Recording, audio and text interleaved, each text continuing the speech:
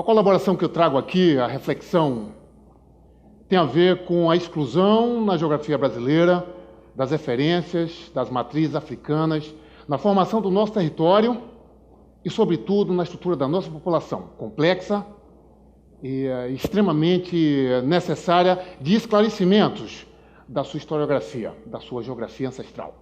Bem, esse projeto de Geografia Brasileira ele tem uma estrada, e então o que eu vou falar aqui é um pouco uma síntese, um apanhado de algumas dessas pesquisas que temos realizado ao longo desses anos. Há 2 anos atrás tivemos um censo. Nesse censo, se observarmos a estrutura da nossa população, nós vamos ver que a distribuição, a concentração da população, ela tem a ver com os espaços, tem a ver com as grandes áreas de atividades econômicas coloniais imperiais. E aí a gente tem que perceber que o Brasil do passado, do século XVI, XVII, XVIII, XIX, tem muito a ver com o Brasil do século XXI. A distribuição da população do agora, ela está associada a esse Brasil um pouco negado na geografia oficial, porque ele mostra o quê? Que a África teve um papel estrutural na expansão territorial, na estruturação das nossas redes urbanas, na estruturação do nosso espaço rural. E aí eu vejo que essa configuração aqui tem a ver com essa. O Brasil do passado, portanto, conversa com o Brasil do presente. Eu só vou entender esse Brasil do presente se eu me reporto ao Brasil do passado, onde a força de trabalho básica, propulsora do Brasil colonial imperial, tem como referência as tecnologias, os conhecimentos, os saberes africanos. Sobretudo, os indígenas também, mas sobretudo os trabalhadores africanos e africanas. E aí é importante colocar que, para eu entender também melhor essa matriz africana presente aqui, eu tenho que ir à diáspora, eu tenho que ir a esse triângulo estrutural envolvendo a Europa moderna, o continente africano e o Novo Mundo, a América. E o Brasil como um componente estrutural, um pilar desse processo todo. Por 3 pontos básicos. O Brasil foi o mais escravagista dentro de todo o conjunto do Novo Mundo. Foi o que mais importou, forçosamente. As estatísticas estão aí. Ocultadas ao longo de séculos, hoje nós sabemos que nós temos essa referência. Um segundo ponto importante. O Brasil foi um dos últimos a sair do sistema. Portanto, ele estava muito bem estruturado para manter. Olha as décadas de tráfico ilegal, por exemplo. São reveladores. E o Brasil saiu sem querer do sistema escravista, saiu zangado. Isso se repete e se reflete hoje, sobretudo, no Brasil contemporâneo. Vale a pena dizer a posição privilegiada do Brasil. Isso é geografia. A posição privilegiada tem a ver o quê? O Brasil está de frente da costa ocidental africana. Então, a rede urbana nossa tem a ver com essa referência com a África. Os quilombos são extremamente importantes nesse momento histórico. Quilombo no passado, mas quilombo também no presente. Daqui a pouco a gente volta nesse ponto. Os quilombos não podem ser vistos só passado, mas no passado era uma pedra no sapato da colônia. Por quê? Porque eram Áfricas construídas no território colonial. Isso incomodava, porque o espaço estruturado era a fortaleza, era o resgate para a manutenção da sobrevivência no sistema opressor. Um outro aspecto importante desse momento, um censo. Lá pela segunda metade dos anos 1800, o Brasil faz um censo do Brasil possível, porque tinha um Brasil que não era possível chegar. Nesse Brasil possível, o Brasil era africano. E aí, lógico, a coroa olhou para isso com muita propriedade. O que é que nós temos aqui? Uma África. O que é que nós vamos fazer com isso? Políticas. Políticas contrárias. A de embranquecimento é a mais evidente. É o que nós vemos até hoje. Embranquecimento da população brasileira. Porque um Brasil negro não estava nos planos. Um Brasil africano. Uma outra coisa importantíssima desse momento histórico, né? Na medida em que um embranquecimento da população tem também uma invisibilidade não só da população, mas da paisagem geográfica de referência africana. A gente também vive isso. A favela não era para existir, porque a favela é uma referência africana. A lógica da favela não é a lógica da Carta de Atenas, da quadra europeia. Um aspecto importante também é colocar que as nossas referências africanas negadas, não estudadas, sobretudo na nossa geografia oficial, os países africanos que têm referência conosco. A África subsaariana não nos interessa. Não estudamos isso. A África abaixo do Equador, a África banto. Nós somos banto, na essência. O samba, o jongo, o quilombo. Somos bantos. O jeitão meu de falar aqui De onde é que veio isso? Tem as línguas bantus presentes. Quando eu canto, por exemplo, ali em uma roda de capoeira, e olá, ela, ilá, olelê. O que é isso? É o Brasil português africanizado presente. Capoeira, no terno de reis, do Reino do Congo e tantas outras expressões. Isso não se fala, não tem espaço no nosso ensino. O português africanizado.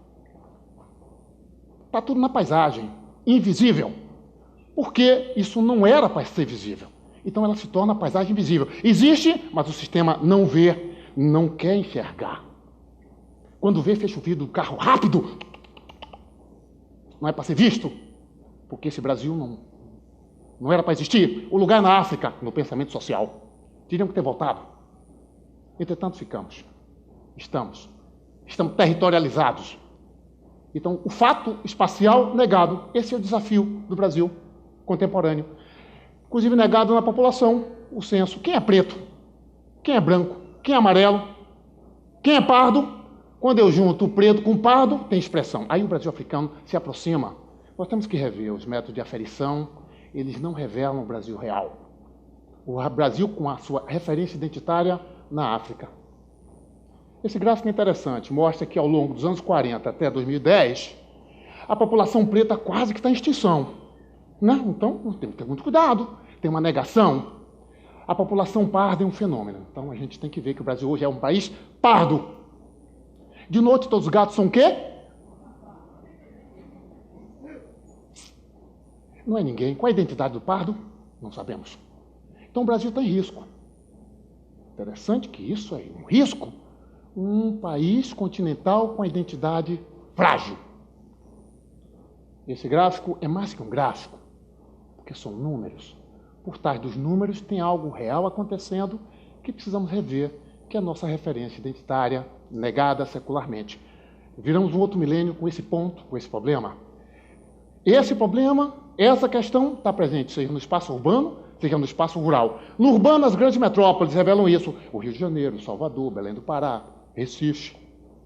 É só andar e observar. Tirar a lente de contato ou botar um outro colírio e olhar. A África está presente nessas paisagens. Se olha, por exemplo, na cidade de Salvador, damos um zoom em um terreiro de candomblé, por exemplo, o axé ao povo Fonjá. Interessante. Olha essa mata. Por que é que ela existe até hoje em uma urbanização violenta, destruidora? Por que é que eu tenho uma lâmina d'água, tenho um rio, um riacho, que ainda se mantém? Porque a exclusão espacial permitiu essa sobrevivência, junto com a resistência, junto com o conhecimento sagrado, o saber secular mantido. Então, a cidade cresceu, pressiona, mas está lá. Então, a exclusão, nós temos aí um paradoxo. O território do candomblé não era para ser pressionado para deixar de existir, era para se manter, porque junto com ele tem uma solução, não um problema. A gente vê isso também no Brasil rural. Aqui está o território do Analió, Brasil Central. Território Calunga, lá norte, Goiás. O maior território quilombola do Brasil. A gente está falando de um sítio, é um território. 3 ou 4 municípios envolve o território Calunga. Lá a Dona Lió, a dona desse terreiro, ela faz sabão, ela faz farinha, ela tem os bois, ela cria as cabras. O lugar do pilão sagrado. Por que o pilão sagrado? O alimento. Não se mexe com o lugar da produção do alimento. Onde pila o café, onde pila o milho, onde se gera a vida. Por isso o pilão sagrado não sai do lugar. Aqui está a Dona Lió no seu fogão de lenha, nos contando as suas histórias, porque a transmissão é oral, porque a escrita não foi possível. Então a transmissão da oralidade, ela é importante porque ela conta a historicidade. Isso que está em risco, os saberes, os conhecimentos, o território. Isso que se manteve de maneira excluída há 4, 5 séculos, nós estamos agora, início de um milênio, com tudo isso em risco. Os territórios quilombolas brasileiros, hoje, como no passado, são uma pedra no sapato do sistema dominante. Isso tem que ser revisto. Essa geografia não está correta. Temos aí um conflito secular mal resolvido, embaixo do tapete.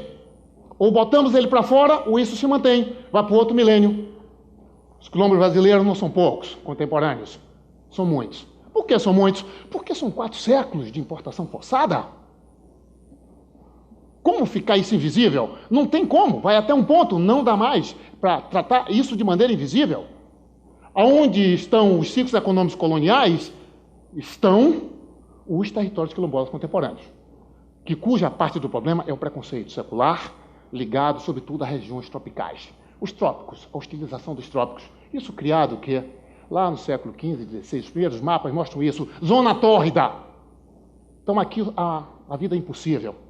Os estereótipos dos seres humanos. Os saberes, os conhecimentos, a arquitetura, a maneira de viver, a vegetação. De onde é que vem essa expressão? Preço de banana. Não, isso aí é um abacaxi. De onde é que vem isso? Da hostilização com o ambiente. Da hostilização com os frutos, com as pessoas. Isso é inadmissível. Isso é um prejuízo para nós todos, para a nossa cidadania. Aqui está um espaço africano que parece muito com um quilombo contemporâneo. Olha lá, o chefe com seu staff, conversando, dialogando no seu ambiente. A casa de taipa que tem aqui, em todo o Brasil, vem de onde? Vem de lá. É profundamente discriminada aqui. Não chamo isso de arquitetura, nem de casa. É barraco. Isso está errado. É como chamar um reino africano de tribo. É como chamar uma língua africana de dialeto. Não podemos mais. Não aceitamos mais. Isso não cabe mais. Estamos em 2012. Esse é um mapa que mostra aqui o esquema do estereótipo, né? Não se estuda e, ao não se estudar, se nega. Então, por exemplo, os estrangeiros que vêm no nosso país nem sabem direito qual é a capital. Acha que aqui ainda vai encontrar moças, rapazes, homens, mulheres, vestidos de penas. Acha que aqui não tem urbanização, que a modernidade, que a contemporaneidade não existe aqui. Isso é falta de informação, e aí é preconceito, aí é básico, e aí o estereótipo. Esse esquema nós fazemos com a África. Não estudamos. Não estudamos. E ao estudar, negamos. E ao negar, o que vem pega. A primeira imagem da televisão, a pobreza, a mendigagem, a morte. É isso que fica. Se olharmos na geografia, vamos ver isso de forma emblemática e triste. Os compêndios, os atlas, por exemplo, a posição da África está sempre de maneira... É os últimos. O último continente a ser estudado. Como o esquema escolar é aquele, quem é educador aqui sabe disso. A professor tem que correr, porque senão não dá o seu conteúdo. Como a África é um dos últimos, então outro colega dá. E os anos estão passando, as décadas estão andando, e não estudamos o continente africano. Continuamos nisso. Faça uma experiência em casa. Olhe lá o Atlas que tem lá na biblioteca. Como é que a África aparece? Depois vocês me contam o que é que ocorre. E quando aparece, é assim, uma imagem de escravidão direta associada ao continente africano. Isso não está certo. Uma criança, nossos filhos, os netos, 7, 8, 9 anos, o caráter se configurando, vê uma imagem dessa. É uma vida inteira com uma imagem errônea. É uma vida inteira com um conceito improcedente, achando que na África os seres humanos, que aparecem sempre próximos de bichos, de animais, aí está a confusão maior. Quando os nossos filhos chegam em casa e contam a história, me chamaram de macaco, papai. Me chamaram de macaca, mamãe. Porque acham que a criança preta é um bicho. Precisamos de ação. A educação é a porta concreta para transformar. Eu acredito nisso. A única, talvez. E tem um mestre da geografia que falou que a ação ela é muito importante. Não existe ação passada, nem ação futura. A ação é sempre presente. A ação é agora. E a ação resulta de escolhas. Quem falou isso foi o mestre Milton Santos, que eu admiro muito. Meu mestre. Ele escreveu isso em 1998, uns anos antes de partir para outra existência. Muito obrigado pela possibilidade de estar aqui.